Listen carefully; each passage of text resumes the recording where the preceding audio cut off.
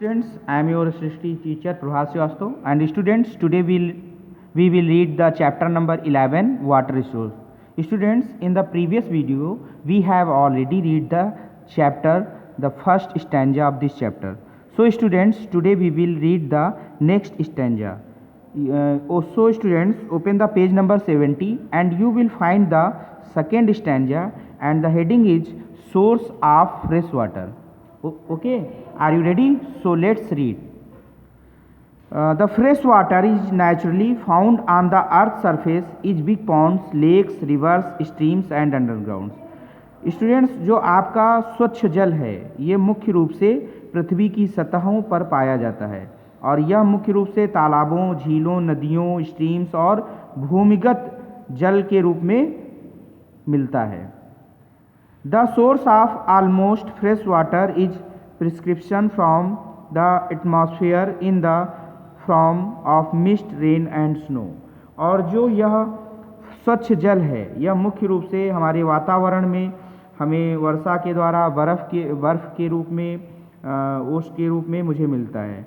Rain is the main source of water. और जो वर्षा है यह हमारी मेन सोर्स है, मुख्य स्रोत है फ्रेश वाटर का, स्वच्छ जल का, जिससे मुझे स्वच्छ जल प्राप्त होता है.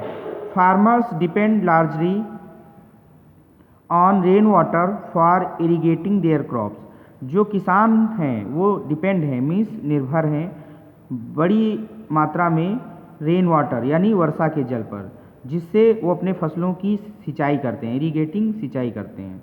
And when there is no rain, जब बरसात या वर्षा नहीं होती है, they need other means of irrigation, तो वह सिंचाई के दूसरे तरीकों को अपनाते हैं. Rain water flows mostly as rivers. जो रेन वाटर है, जो वर्षा का जल है, ये बहता है मुख्य रूप से नदियों में मिल जाता है. And some of it collects in lakes and tanks. और यह कुछ तालाबों और टैंकों में स्टोर हो जाता है. Some of it goes under the ground.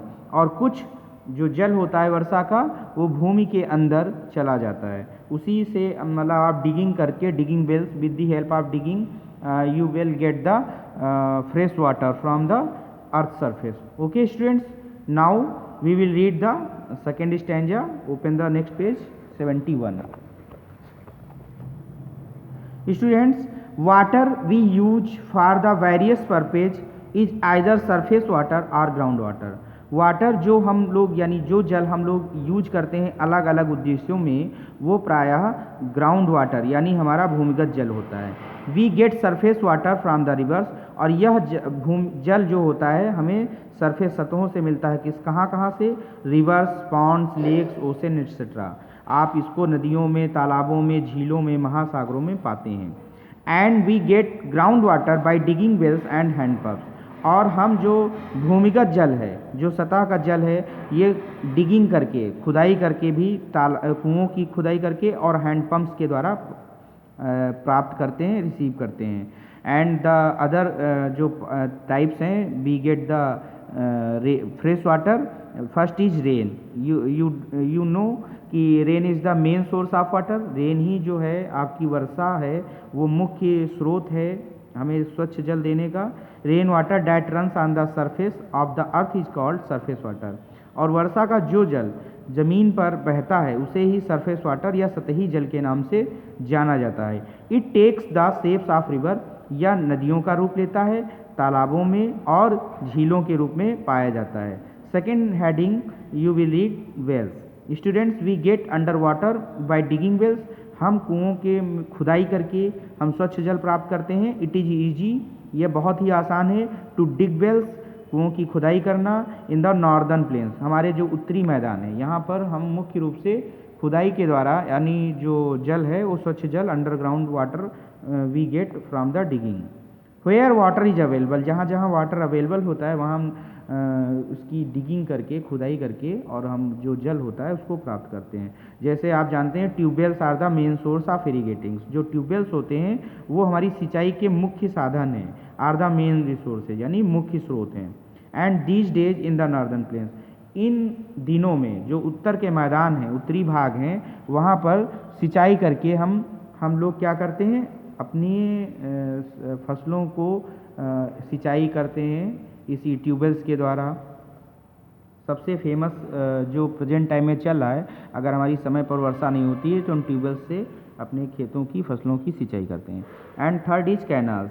Some big rivers in India have water throughout the year. कुछ नदियाँ ऐसी हैं भारत की जिसमें पूरे वर्ष भर जल रहता है, पानी रहता है। Water from these rivers is diverted in fields through small channels और कॉल्ड कैनल्स।